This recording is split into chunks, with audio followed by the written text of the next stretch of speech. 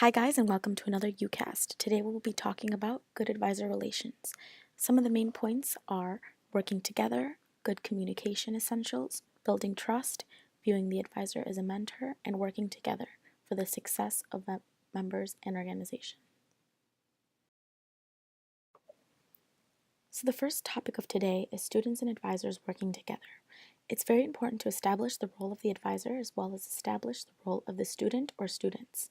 Discuss what the expectations are both from the advisor and the student. Ask yourself, what are you looking for in an advisor and what are you looking for in a student?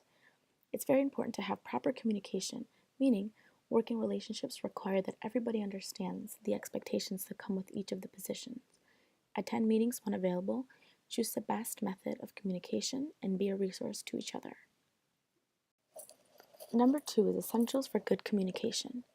Knowing which communication form works best for your group is something to always keep in mind at all times. Stuff like email, phone calls, texting, meetings, etc. How to use campus resources like Connect UW-Whitewater and Outlook email. Knowing how to schedule meetings, events, set reminders, etc. Putting your schedule to share with others, and knowing which communication works best for your advisor. Some things to also keep in mind is different advising styles. Every advisor has a different approach to and when advising a student or an organization. Just knowing what works best for both of you is something to always keep in mind. Find a compromise if advising styles are different and knowing the proper communication. Record meeting minutes for absentees and for record keeping. Allows everyone to be aware of what is going on at all times in the organization. Number 3 is effective communication skills.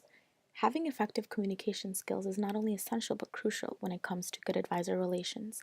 Things like active listening, respect for advisors, officers, and members, asking questions and making sure everybody is on the same page and understands everything that was talked about. Being available by phone, email, meetings, appointments, etc. Taking active notes during weekly meetings and sharing them. Having an agenda for all meetings and sharing them with the members so they can better prepare for conversations in the future. Honesty. Eye contact shows respect and helps keep communication clear. Having frequent eye contact keeps all members up to date so they are acknowledged and feel empowered.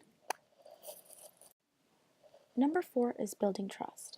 Building trust is something that everybody needs in order to be successful and to have good advisor relationships. Positive and constructive communication. Have a conversation about what trust looks like for each of you in between the student and the advisor. Being able to follow through on tasks. Only agree to a task if you are able to complete it. And don't be afraid to ask for help if you are not able to complete that task. Number 5, the advisor as a mentor.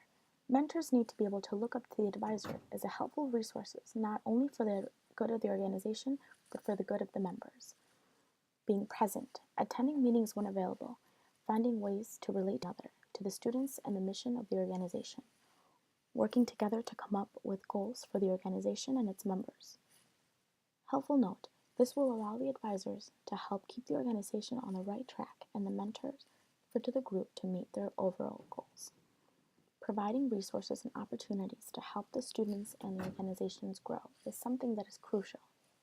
Being available to the students and the organization. There are other ways to be available for the student and the organization if unable to attend regular meetings.